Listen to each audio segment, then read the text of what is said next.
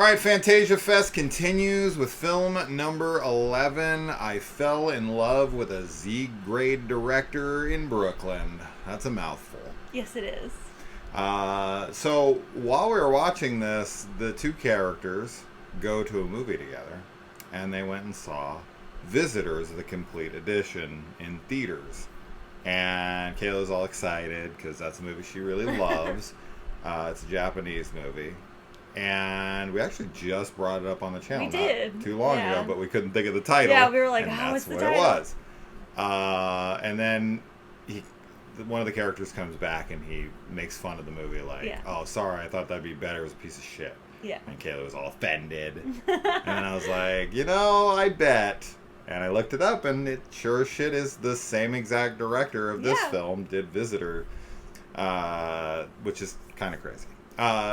This is about a Japanese actress who is kind of over it.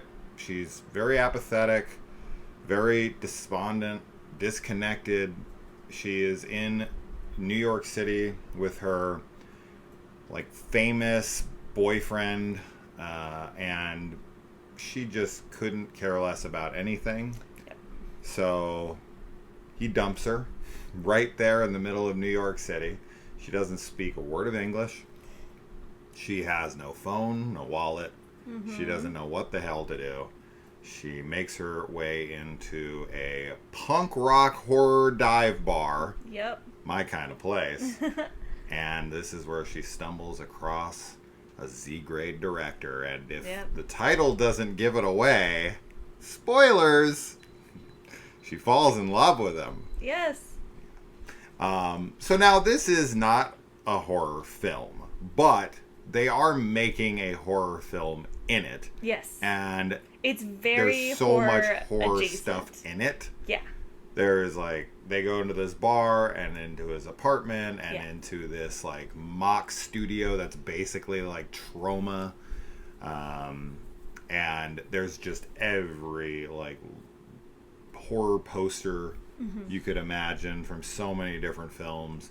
And as I said, throughout the film, they're making a horror movie, which is, I don't even know.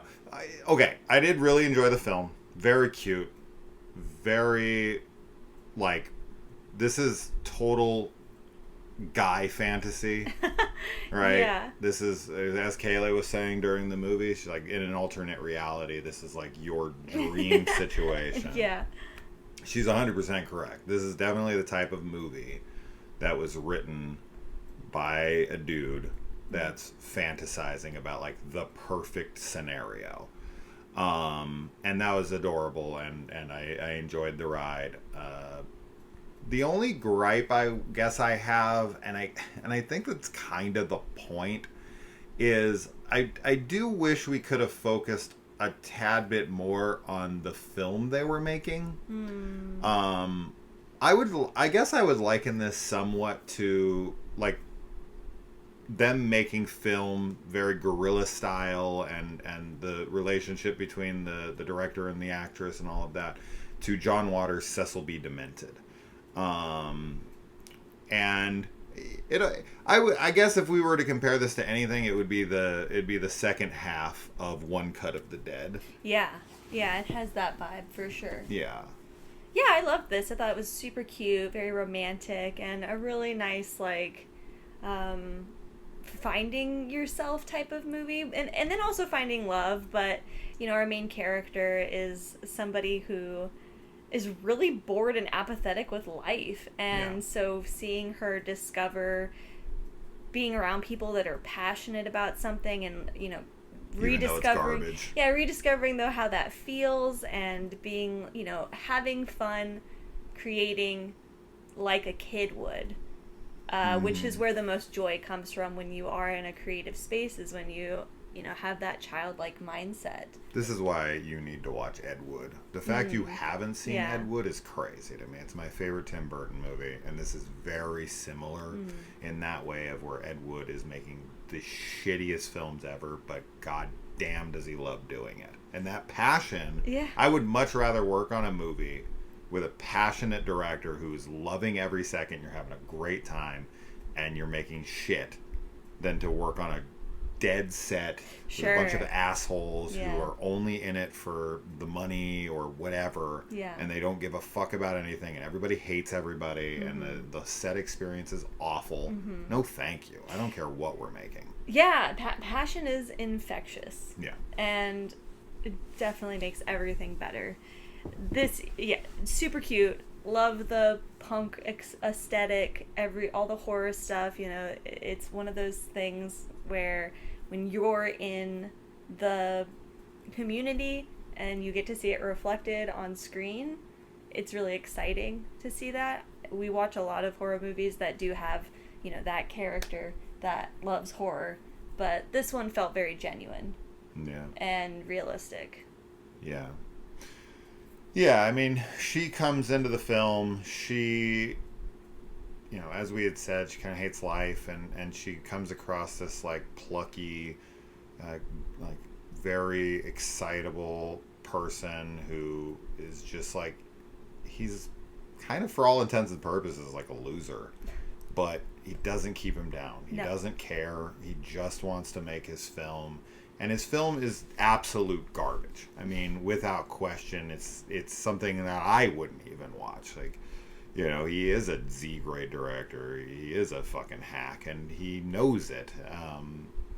But, like, one thing they do in this movie that's interesting, and I do wonder, I actually kind of believe this is the case here after putting some thought into it, and the fact that the director is Japanese.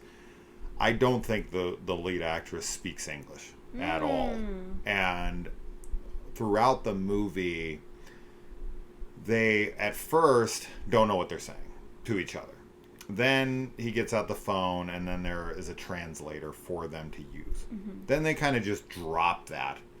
And I think we're supposed to believe that they're so they're just in tune with one and another, they're understanding, that it's just like you're just speaking the language of love.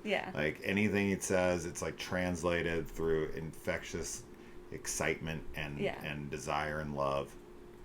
And you know, and that was cute, and they never even try to bother with like she speaks English or he speaks Japanese or they're using translators. Like halfway through the movie they just kind of ditch that. And it's kind of funny, but then they slightly bring it back towards the end. But regardless, that was funny, and I was just like, okay, I'm rolling with it. But if you're like me and you grew up like this punk rock kid who loved horror films and Japanese women and you're just like, I want to make my movie, and you just come across the most stunningly beautiful Japanese woman who's like basically homeless but in perfect pristine condition, and she's desperate, and you blackmail her into being into your shitty film. It's a fantasy come true, and it's definitely fun, but it's a very cute movie. Very cute, not exploitative or anything like that. Outside of some F words, this would easily be like PG-13. PG even. I could totally see this becoming a cult classic film that some teenager does discover and is like, yes, that's everything I want. Teenage. I'm 43. Well, but you like. I'm just kidding. I get what you mean. Really, really wonderful. Very happy. This director definitely makes films that resonate with me. Visitors, if you haven't seen, you should definitely see. Super fun, very zany. And this one has the same energy, but maybe a little bit more grounded, I would say. But still, just such a great personality shining through with the direction and the storytelling, I feel. Yeah. So, yeah. Yeah. As I said, I would have just liked a little more focus on the actual film that they were making. But I think that's kind of the point, is that his movie is so shit. Like, I was trying to piece together what the movie even was exactly, and I couldn't really piece it together. I was like, what is this fucking story? What is this movie? Because how is she acting for him when she doesn't speak English and she is not speaking English in the movie? How do they even know she's saying her lines right? What she's even saying? How did they even give her a script? I'm assuming he translated it and showed it to her and she just memorized her lines and he had to like take it at face value that she was saying shit right. I don't know. Whatever. It doesn't matter. I'm overthinking it. Very cute. Very, very cute.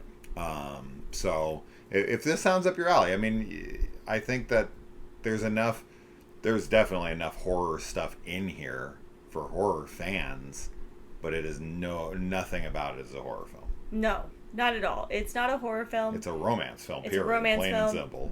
But because of all the horror stuff in it, I think you will appreciate it if you're a horror fan that also watches other genres, because there's a lot of like horror purists that don't want to watch other genres. But if you do watch other genres, this will be a great film. It would be a really cute date night film, I think. Mm-hmm. But just awesome. I really want to see more from this director. I like I said, I think that the stuff that they make is right up our alley. Mm-hmm. Pretty much every time. I mean, it's 2 for 2 right now, so. Yeah. Yeah. All right. Yeah. So I fell in love with a Z-grade director in Brooklyn. Yep. That's a title. Check it out whenever the hell it releases. We don't know, but it should be one you look forward to. Definitely. Adios. Bye.